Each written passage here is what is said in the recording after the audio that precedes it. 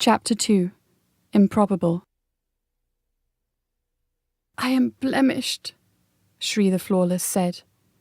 Her hair, renowned for its prestigious length, tangled around her, knotted and greasy.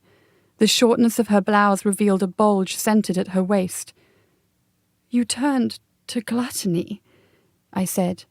The prominent paunch drew the eye, yet her arms had dwindled to yellow sticks, her cheeks sunken as if all the fat in her body had dribbled into her abdomen. I could not help but think that her belly sat higher and firmer than I would expect for a glutton. "The priests funneled draughts of wormwood down my throat, yet when this refused to shed itself," she waved to her belly, "they decided death the most decent course of action." "You should have resigned," I said, "and secluded yourself before that grew prominent. How decidedly undignified for a lady of 70 to pretend to carry a child." Shri, more venerable than any grandmother, surprised me by sobbing like a girl of 16. The Flawless had always held society together with her passionless judgment. Her shattered persona felt like a betrayal. I am unworthy," she said, "yet last night taught me how much I want to live." Her fingers twitched, and she wrapped her arms around herself. She collapsed to sit on her ankles. "The feaster, he was kind and inquiring at first. I hoped he would spare me because of my condition." She held herself closer, digging her arms into her abdomen. "Now, I'm afraid he'll come back tonight." I steadied myself with both hands on my cane, while endeavouring to make sense of the scene. My thoughts slithered from my grasp and I slumped towards sleep. Shri, the once Flawless, said, "I want to taste the wines I've never tried, to explore the lands I've never seen, and to love. I know it's not too late to love, and I want a good man to help raise the child in me." She caressed her unreasonably round belly. "You can save me, Hiresha. Your spell sword can cut through these shackles." Her hand wobbled as she reached through the bars, beckoning to Deepmand. The scimitar belted to his back glinted with gilded scrollwork, patterned in a tempest of lightning. The crowd murmured. Deepmand turned to regard me, waiting to hear what I would say. The eyes of the citizens bore into me, demanding an answer. "I will thank you to refer to me as Elder Enchantress Hiresha, young lady." I had not meant to say that last part to the white-haired woman. The words had slipped out like loose pages in an old tome, and shame silenced me for 3 long seconds. The priests who sentenced you to this cage may have misinterpreted the wills of their gods. I will inform them of the impossibility of your pregnancy." White locks of hair fanned out as she shook her hair.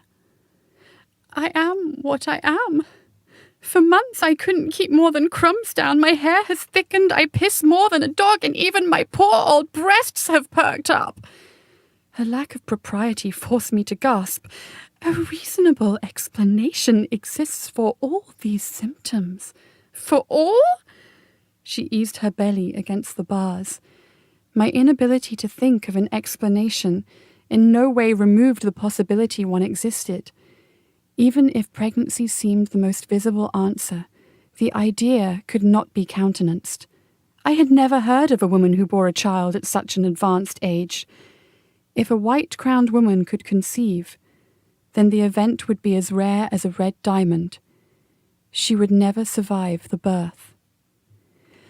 "Even if you were pregnant," I said, "you presumed too much in recalling me all the way from the Mind Vault Academy. I am not one to conceal others' improprieties, or mine.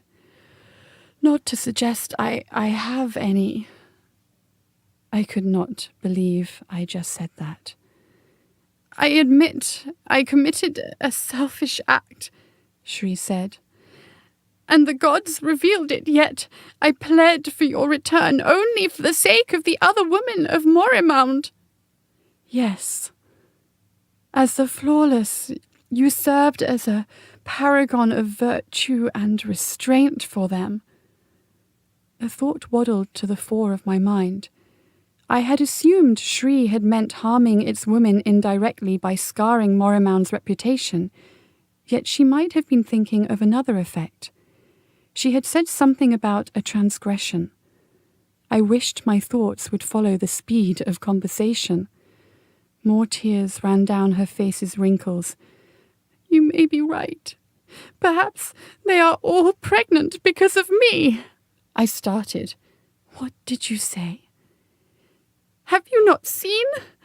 All the women of Morimound are with child.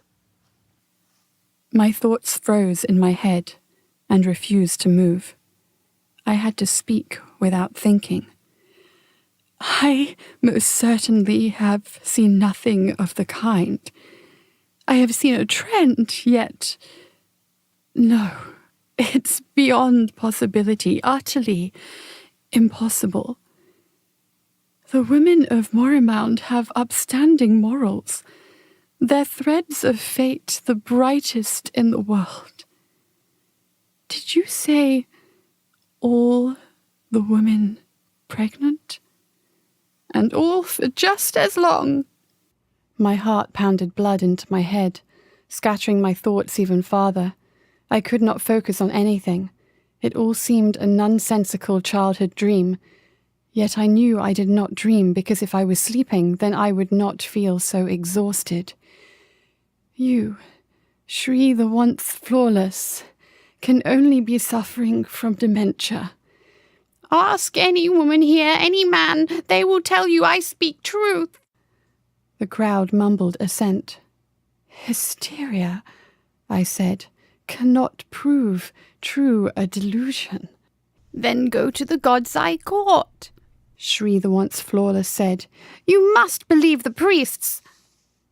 I will go. Her sanity is obviously in need of a champion. In order to turn, I walked forward and sideways, following the course of a semicircle to ensure that my gown swept behind me. The once flawless's words left me befuddled, and I would have fallen over on the way to the carriage if Maid Janny had not leaned over my gowns to steady my shoulder. Children chased each other over the square, laughing and pretending to snarl as they chanted a rhyme. The Lord of Feast comes, how many heads has he? 1, 2, 3, 1, 2, 3. When sun sets he hungers, will you escape, my boy? Wait and see, wait and see. The children halted their games at the sight of my gowns. Some clutched at one another and exclaimed in astonishment. The rest ran after me to touch the satin and silk trains. Usually, the sight of children would have provided a pleasant respite, yet my encounter with Shri had upset me beyond diversion. Once I stepped into the carriage, I revolved in place, one foot moving at a time, to wind my trains inside. Maid Janny wrestled in the last of my folds. You may open the curtains, I said. The once flawless had spoken the most intolerable claims. A few minutes' observation of the city would provide all the evidence necessary to prove her wrong. With a clack of hooves, the carriage rolled up the street, and I gazed out a window. Morimound rose from the savannah on a man-made hill of golden-brown brickwork. A pair of step pyramids crowned the city, one ziggurat for each god. The highest third of the white ziggurat gleamed with the sun behind it, the fiery orb appearing to balance on the structure's highest terrace. Wood smoke from kilns enticed my nose, teasing me with memories of childhood that tiredness kept just outside my mind's eye. Above the rooftops, canvas blades revolved on windmills, which drove pistons to sluice the water into the city's wells and flush refuse through an unsurpassed sewer system. I felt joy at the sight of Morimound. The greatest city in the world, alongside my fear that someone would recognize me, point, and laugh. On the street, men backed into merchant tents to let the carriage pass. 3 children ran after us, their pregnant mother struggling to keep up. I clicked my tongue in annoyance, although one more woman with child hardly attested to anything. I would need a larger sampling to form a judgment. My eyelids began to droop. Dietmann's shouting from the front of the carriage faded into a mumble as if liquid filled my ears. "The elder Enchantress returns. Make way for the—" My blurry eyes distorted the world, and I felt I was underwater and gazing up through the rippling surface. Brick houses 3 stories and taller seemed to sway and bend over the street. My head lolling with fatigue, I floated away from reality. Once I had seen a girl who fell into a city well. Her head had struck on the way down.